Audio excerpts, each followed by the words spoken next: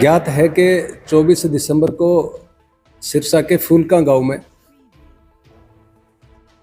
हमारे ऊर्जावान और बहुत ही समझ के धनी आदरणीय मुख्यमंत्री नायब सैनी जी के द्वारा महाराजा सूरजमल जी की प्रतिमा का अनावरण हुआ और बलिदान दिवस के उपलक्ष्य में उनका रहना हुआ।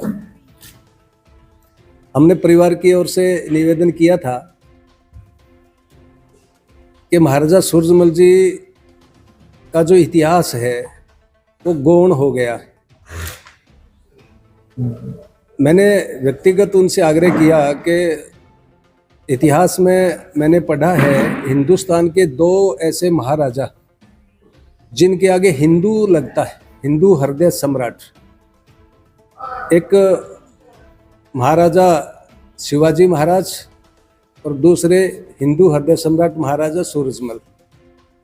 देखिए, जाति किसने बनाई, क्यों बनाई, कब बनाई, इस चीज़ की कोई जानकारी पुख्ता हमारे पास नहीं है। शायद ये समाज की व्यवस्था रही होगी समय के अनुरूप।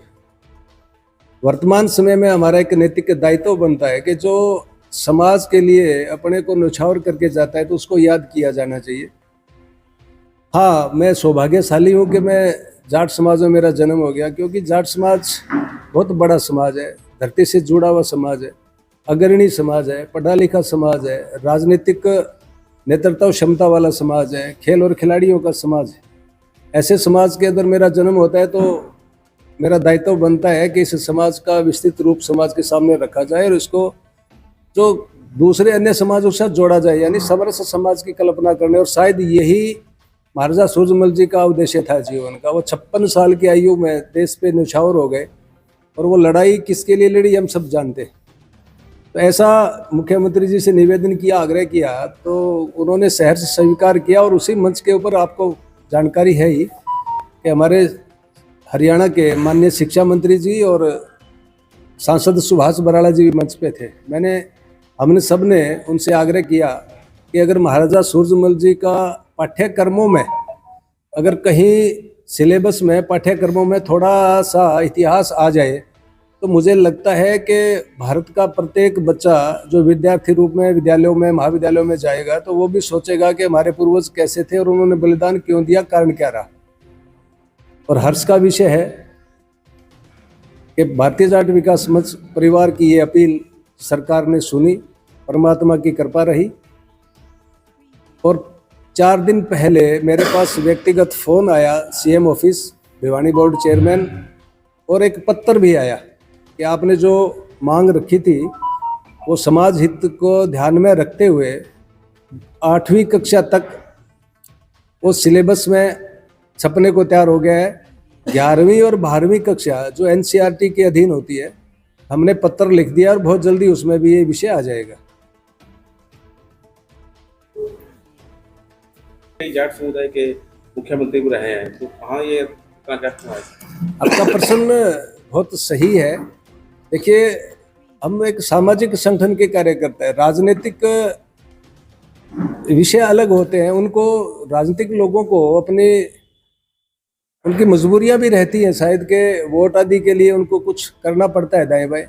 समाज का काम समाज करे तो अच्छा रहता है। देखिए भाई साहब, आपने प्रश्न किया है, देश गुलाम था, आज़ादी की लड़ाई 1857 से 1947 तक चली। कितने वीरों ने प्राण न्यौछावर किए, कितनी माताओं ने अपने बच्चे युद्ध के मैदान में और फांसी पे लटकाए और झुलाए, और ये भी कहा कि देश के लिए मरना है, वापस घर नहीं आना। अभी भी ये व्यवस्था इस देश में है, क्योंकि पूरी दुनिया की भौगोलिक परिस्थिति और सांस्कृतिक व्यवस्था देखते हैं तो भारत है वो त्याग की भूमि है।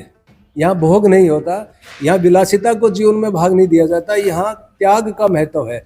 साधु संत फकीर सैनिक को यहाँ अभी भी सलाम सलूट होता है, उनका नमन होता है।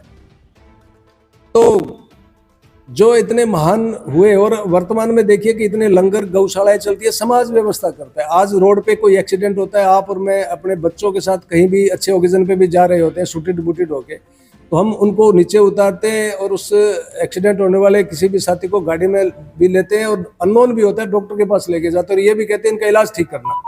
ये समाज की व्यवस्था है, समाज करेगा तो मुझे लगता है ठीक रहेगा। राजनीतिक विषय है, लोकतांत्रिक प्रणाली में, राजनीति में ये चीजें चलती है कि उनकी अपनी मजबूरियां रहती है, लेकिन समाज की कोई मजबूरी नहीं होती। समाज तो सर्वहिताय सर्व सुखाय की व्यवस्था पे चलता है। तो राजनीतिक विषय अलग है, लेकिन समाज का काम समाज करे तो मुझे लगता है अच्छा। और महाराजा सूरजमल का बलिदान दिवस और ये सारी व्यवस्थाएं जाट समाज क्यों, सर्व समाज क्यों ना करे? अगर कबीरदास जयंती आए, रविदास जी जयंती आए, अंबेडकर जयंती आए, तो क्या वो पर्टिकुलर समाज के लोग हैं क्या? अग्रसेन जयंती क्या सिर्फ बनिया समाज या अग्रवाल समाज का है क्या? भगवान परशुराम जयंती क्या ब्राह्मणों की होती है क्या? सर्व समाज आना चाहिए। गुरु गोविंद सिंह जी महाराज क्या के लिए सिखों के रहे क्या आदर्श? क्या मेरे आदर्श नहीं हो सकते क्या? गुरु नानक देव जी ने सिर्फ सिख समाज के लिए सब कुछ किया क्या? बाकी करने की कुछ नीति आप लोगों ने बनाई? भारतीय जाट विकास मंच 2015 से एक्टिव है। पहला पड़ाव हमने डाला 2016 में नेहरू पार्क में। अभी महासचिव जी ने चर्चा करी थी कि रिजर्वेशन एजिटेशन हुआ। कोई भी जाति, कोई भी समुदाय, उसका संवैधानिक अधिकार होता है, वो मांग कर सकता है सरकार से। समाज को लगा कि हमारे बच्चे नौकरी में पिछड़ रहे हैं तो हमें आरक्षण मिलना चाहिए।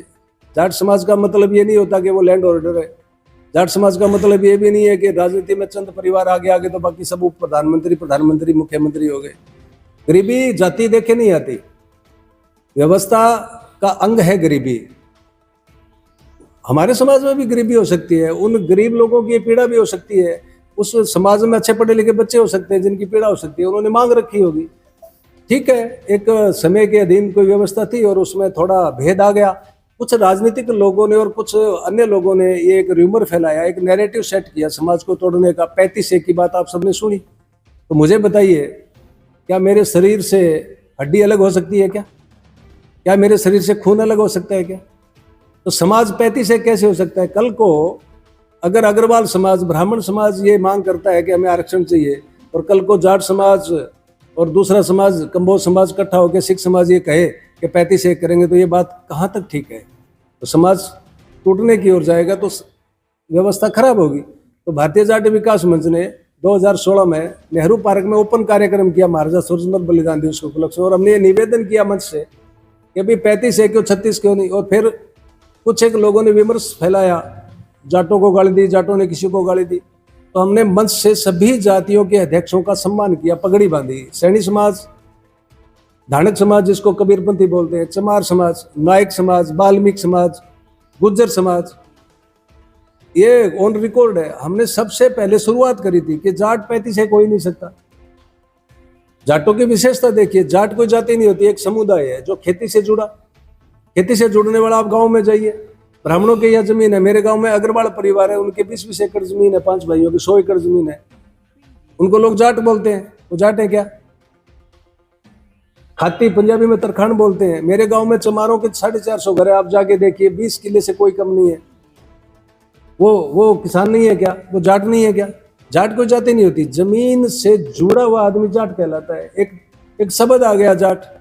आप बस अड्डे पे, ट्रेन में, कहीं भीड़ भाड़ वाले क्षेत्र में आप खड़े हैं या कोई यात्रा कर रहे हैं, कोई एक ठीक नॉर्मल कपड़े पहने हुए, पैरों में हल्की जूती हो और दाढ़ी थोड़ी बड़ी हुई हो, हाथ में बीड़ी हो और हाथ में कपड़े का थैला हो, और वो देसी बात कर रहा हो, तो हम क्या बोलेंगे? आप बताइए, कौन खड़ा है? जाट खड़ा है। क्या उसके माथे पे लिखा होता है क्या वो जाट है? क्या वो ब्राह्मण, खाती, चमार, नायक, धानक, गुज्जर, सैनी नहीं हो सकता क्या? तो इन विमर्शों को तोड़ने के लिए भारतीय जाट विकास मंच की रचना हुई। हमने नेहरू पार्क में पहला कार्यक्रम किया और समाज को ये दिखाया कि समाज तोड़ने वाला नहीं है, जोड़ने वाला। और गांव की रचना देखिए, गांव मैंने नहीं बसाए, आपने नहीं बसाए, आज से 100, 200, 500 वर्ष पहले गांव बसे होंगे। अब गांव की रचना देखिए, गांव के बीच में किनका मकान होता है? मैं गांव में, मेरा जन्म हुआ, मैं गांव में रहता हूँ। बनिए की दुकान कहाँ होती है? गांव के बाहर या अंदर? सुनियार की दुकान कहाँ होती है? जो बढ़ई का काम करते हैं, जिनको हम देसी भाषा में खाती बोलते हैं, उनके घर कहाँ होते हैं? देखिए, चारों ओर जाट समाज ने घर बसाए। और एक मजे की बात बता देता हूँ, समाज की व्यवस्था, हमारे पूर्वज कितने पढ़े लिखे थे, कितनी शानदार व्यवस्था करी। हमारे यहाँ धर्मेला होता है, भाई बनाना होता है, चाहे भाई 4 हो, चाहे 5 हो, चाहे 2 हो, चाहे 1 हो। जाट समाज या कोई भी गांव में रहने वाला समाज अपनी जाति में भाईचारा नहीं करता, दूसरी जाति में धर्म भाई बढ़ाता है। इसका मतलब क्या है? और उस परिवार में बच्ची की शादी होती है, कोई दुख सुख होता है, तो वो धर्म भाई बनने वाला परिवार वहां खड़ा रहता है जब तक कि उस बीमारी से वो बाहर ना आ जाए, उस समस्या से बाहर ना आ जाए। इसका मतलब क्या है? एक और बड़ा उदाहरण देखिए, यहाँ संरचना देखिए हमारे पूर्वजों की। वो कहते हैं कि अनपढ़ देश रहा, नहीं, देश पढ़ा लिखा था, बहुत समझदार लोग थे, संरचना बहुत शानदार बनाई, तभी तो समाज खड़ा हो गया, तभी तो विश्व गुरु भारत बना। एक व्यक्ति ने विश्व गुरु थोड़ा बनाया, सबने मिल के बनाया। तो उसमें ये जो संरचना थी गांव बसाने की, समाज को खड़ा करने की, बहुत शानदार। हम बारात लेके जाते हैं अभी भी तो हम पढ़े लिखे लोग हैं, अगली सदी के लोग हैं, ग्लोबलाइजेशन के लोग हैं और चमत्कार के लोग हैं। आज 5G 8G कंप्यूटर बहुत आगे एडवांस आ गया, फिर भी गांव के अंदर बारात अभी भी लेके जाते हैं। तो गांव घर की बड़ी माता बहन या कोई बड़ा चाचा ताऊ ये बात बताता है कि आप बारात लेके जा रहे हो, अपने गांव की फलाने परिवार की बेटी उस गांव में है, उसके सर पे हाथ रखे, उसकी सास को भी नमस्ते करना, और 100-200 जो अपनी कैपेसिटी होती है योग्यता के अनुरूप उसको 10 रुपए दे के आना, और ये कह के आना हमारी बेटी का ध्यान रखना। वो चाहे गांव के चौकीदार की बेटी हो, वो वाल्मीकि समाज की बेटी हो, चाहे वो किसी जाट समाज की बेटी हो, चाहे ब्राह्मण समाज की हो। तो देखिए भेद कहाँ है। एक और गांव के बस स्टैंड पे आप खड़े हैं, गांव में कहीं जा रहे हैं, गांव की बेटी बस स्टैंड पे खड़ी है और वो कहेगी चाचा भैया राम राम, तो उसको जेब से 10-20 योग्यता अनुरूप 10 रुपए देते हैं। किस लिए देते हैं? और उसको कहते हैं बेटी कैसी है, बहन कैसी है, बुआ कैसी है। इसका मतलब समाज जातियों में बंटा नहीं था, हमने बांटने का प्रयास किया। भारतीय जाट विकास मंच इस बात पे बहुत ताकत के साथ खड़ा है और खड़ा रहेगा कि हम इस देश के बेटे और बेटी हैं, सच्चे देशभक्त हैं, राष्ट्रभक्त हैं। हम इस देश को बंटने नहीं देंगे। ये जो